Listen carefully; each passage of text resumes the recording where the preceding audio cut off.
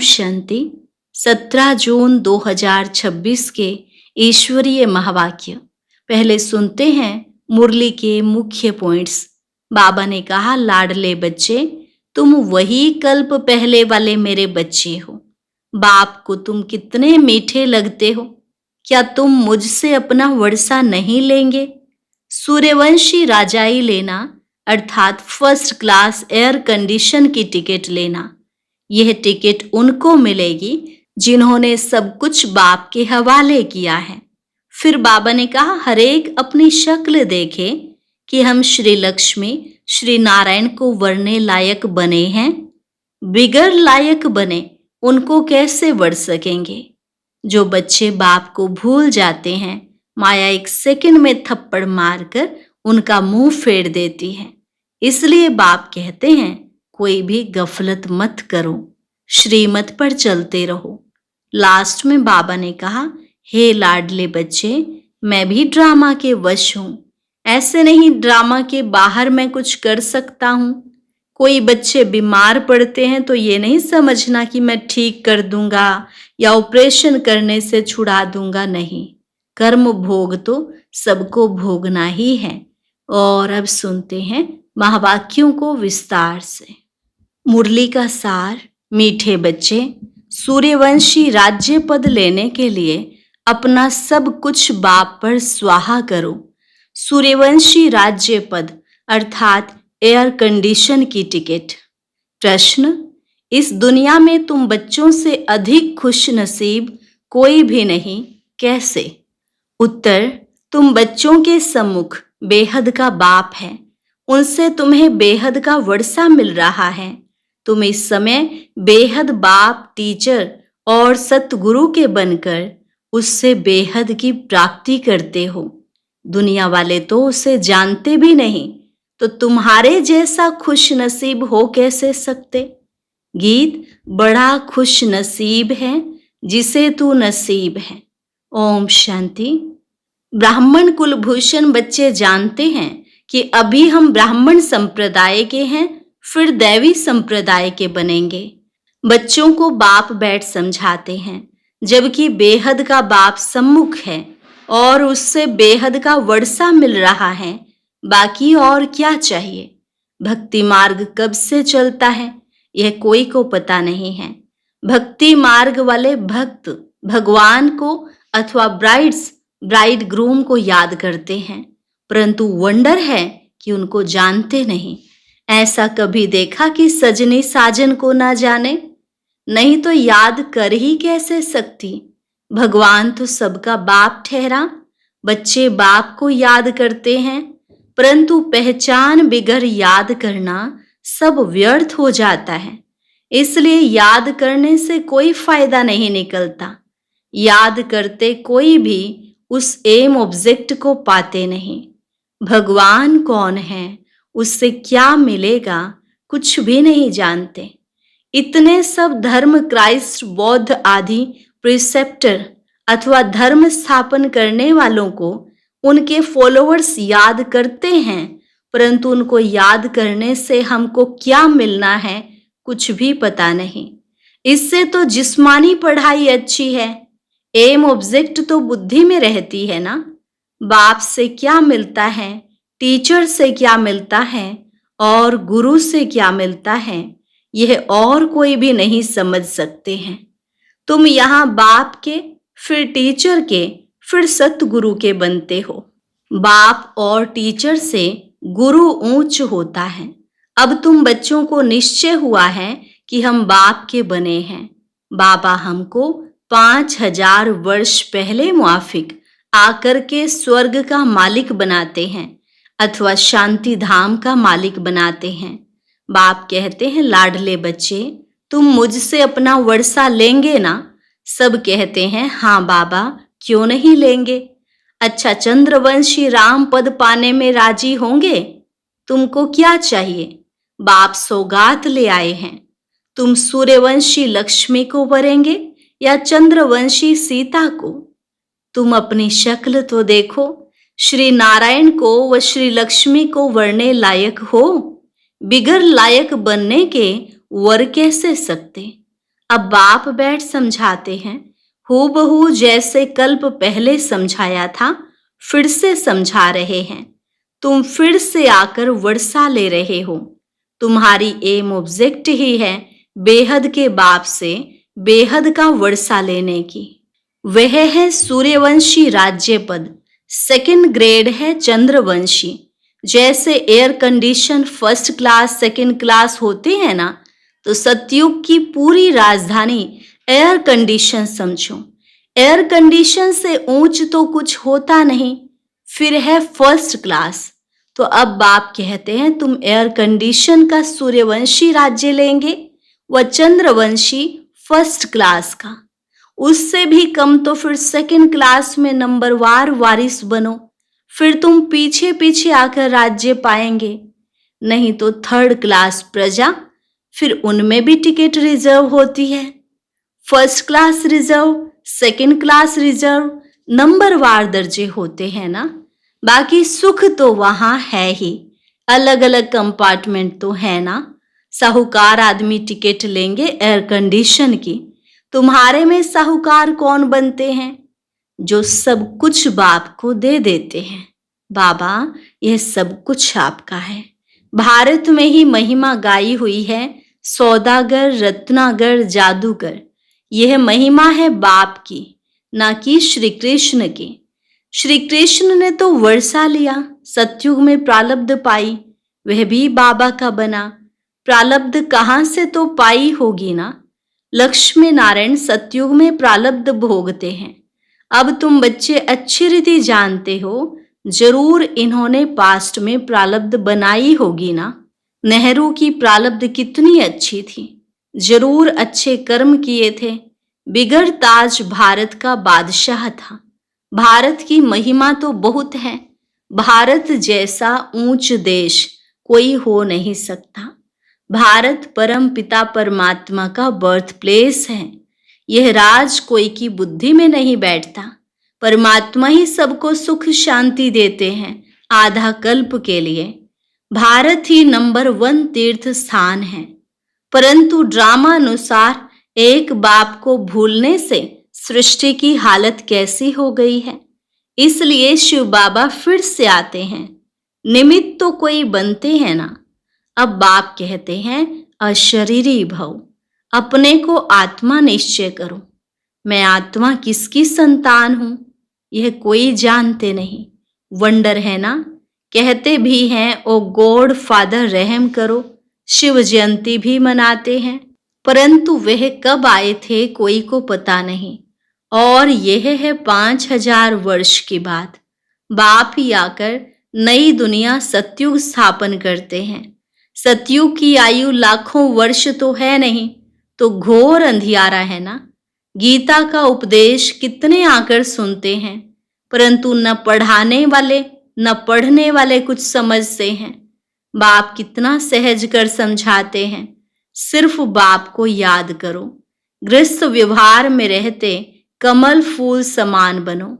विष्णु को ही सब अलंकार दिए हैं, शंख भी दिया है, फूल भी दिया है। वास्तव में देवताओं को थोड़े ही दिया जाता है। यह कितनी गुह्य गंभीर बातें हैं ब्राह्मणों के अलंकार, परंतु ब्राह्मणों को कैसे देवें? आज ब्राह्मण हैं, कल शूद्र बन पड़ते हैं। ब्रह्मा कुमार ही शूद्र कुमार बन पड़ते। माया देरी नहीं करती। अगर कोई गफलत की, बाप की श्रीमत पर ना चला, बुद्धि खराब हुई, तो माया अच्छी तरह चमाट मार मुंह फेर देती है। मनुष्य गुस्से में कहते हैं ना, थप्पड़ मार मुंह फेर दूंगा। तो माया भी ऐसी है। बाप को भूले और माया 1 सेकंड में थप्पड़ मार मुंह फेर देती है। 1 सेकंड में जीवन मुक्ति पाते हैं। माया सेकंड में जीवन मुक्ति खत्म कर देती है। कितने अच्छे अच्छे बच्चों को माया पकड़ लेती है। देखती है कहाँ गफलत में है तो झट थप्पड़ लगा देती है। बाप तो आकर पुरानी दुनिया से मुंह फिराते हैं। लौकिक बाप कोई गरीब होता है, पुरानी झोपड़ी में रहते हैं, फिर नया बनाते हैं तो बच्चों की बुद्धि में बैठ जाता है, बस अब नया मकान तैयार होगा, हम जाकर बैठेंगे, यह पुराना तोड़ देंगे। अब बाप ने तुम्हारे लिए हथेली पर बहिस अथवा वैकुंठ लाया है। कहते हैं लाडले बच्चे आत्माओं से बात करते हैं। इन आंखों द्वारा तुम बच्चों को देख रहे हैं। बाप समझाते हैं मैं भी ड्रामा के वश हूं। ऐसे नहीं ड्रामा के बिगर कुछ कर सकता हूं, नहीं। बच्चे बीमार पड़ते हैं, ऐसे नहीं मैं ठीक कर दूंगा, ऑपरेशन करने से छुड़ा दूंगा, नहीं। कर्म भोग तो सबको भोगना ही है। तुम्हारे ऊपर तो बोझा बहुत है, क्योंकि तुम सबसे पुराने हो। सतो प्रधान से एकदम तमो प्रधान बने हो। अब तुम बच्चों को बाप मिला है तो बाप से वर्षा लेना चाहिए। तुम जानते हो कल्प कल्प ड्रामानुसार हम बाप से वर्षा लेते हैं। जो सूर्यवंशी चंद्रवंशी घराने के होंगे वह अवश्य आएंगे। जो देवता थे फिर शूद्र बन गए हैं, फिर वही ब्राह्मण बन दैवी संप्रदाय बनेंगे। यह बातें बाप बिगर कोई समझा न सके। बाप को तुम बच्चे कितने मीठे लगते हो। कहते हैं तुम वही कल्प पहले वाले मेरे बच्चे हो। मैं कल्प कल्प तुमको आकर पढ़ाता हूं। कितनी वंडरफुल बातें हैं। निराकार भगवान वाच, शरीर से वाच करेंगे ना। शरीर अलग हो जाता तो आत्मा वाच नहीं कर सकती, आत्मा डिटैच हो जाती है। अब बाप कहते हैं अशरीरी भव। ऐसे नहीं कि प्राणायाम आदि चढ़ाना है, नहीं। समझना है मैं आत्मा विनाशी हूं। मेरी आत्मा में 84 जन्मों का पार्ट भरा हुआ है। बाप खुद कहते हैं मेरी आत्मा भी जो एक्ट करती है यह सब पार्ट भरा हुआ है। भक्ति मार्ग में वहां पार्ट चलता है, फिर ज्ञान मार्ग में यहां आकर ज्ञान देता हूं। भक्ति मार्ग वालों को ज्ञान का पता ही नहीं है। कोई ने शराब पिया नहीं तो टेस्ट का कैसे पता हो। ज्ञान भी जब लेवे तब पता पड़े। ज्ञान से सद्गति होती है तो जरूर ज्ञान सागर ही सद्गति कर सकते हैं।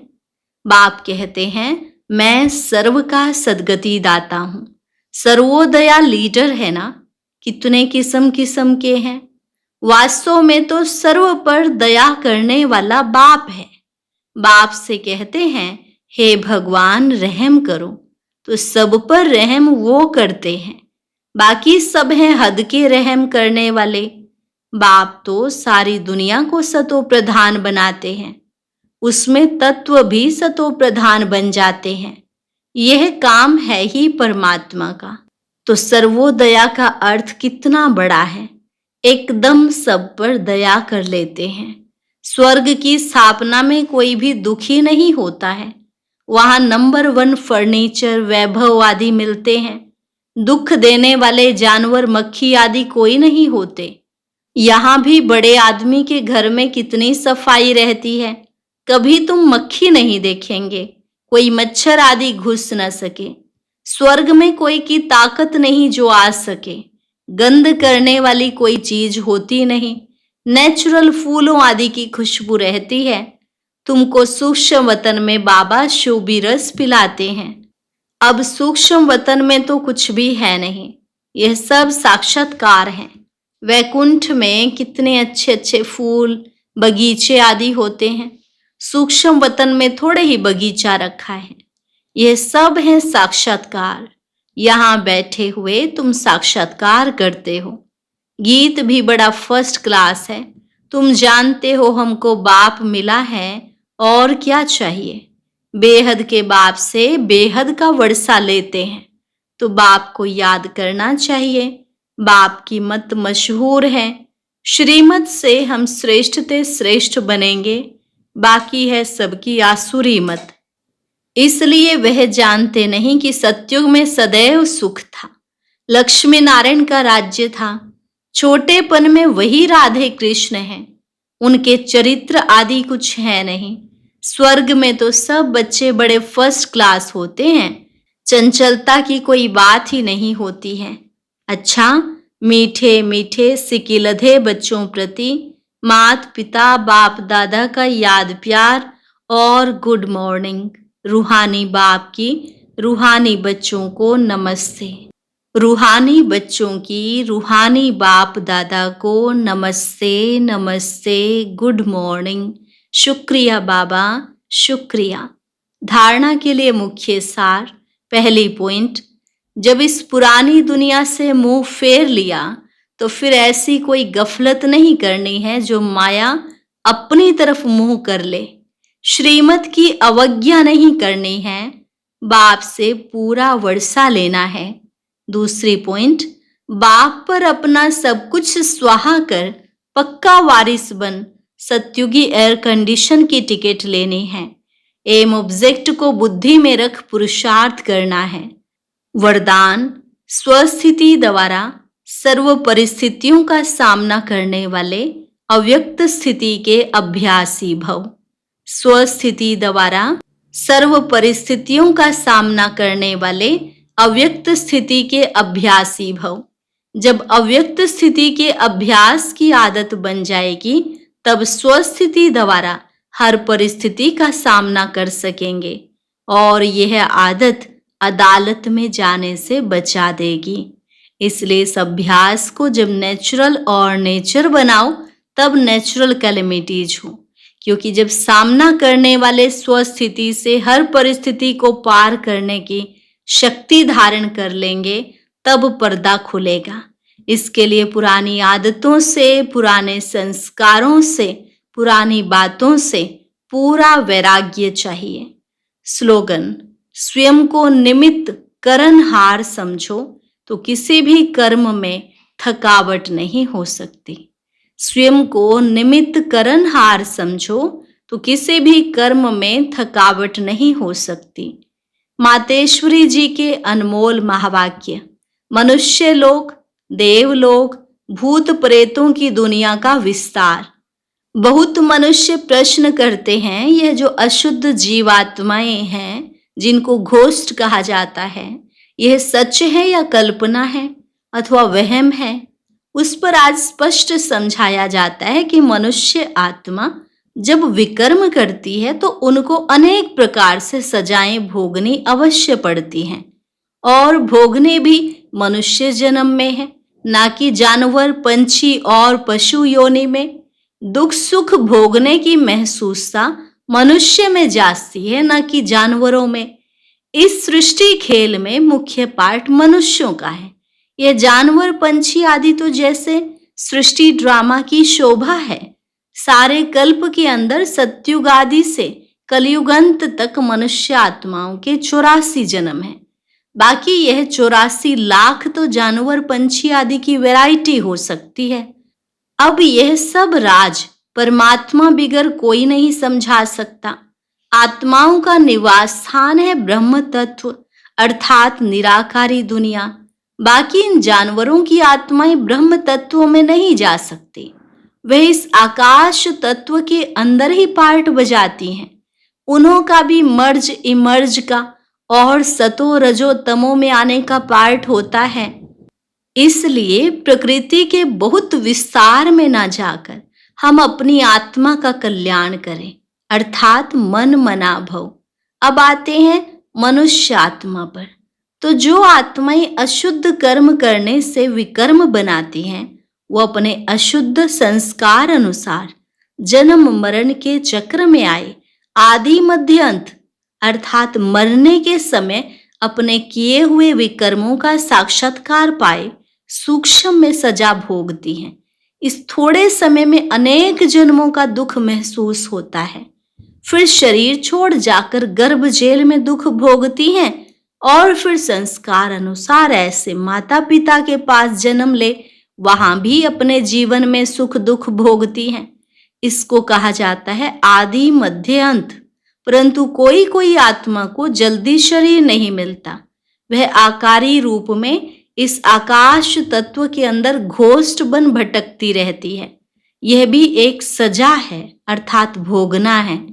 उस अशुद्ध जीवात्मा के साथ किसी का हिसाब किताब होता है तो वो उनमें प्रवेश कर उनको दुख देती है, अर्थात हिसाब किताब चुकतू कर फिर जाकर अपना शरीर धारण करती है। कोई जीवात्मा तो जिसमें प्रवेश करती है उनको बहुत मारती भी है, बहुत कष्ट देती है, परंतु यह सब हिसाब किताब के अंदर भोगना का प्रकार है।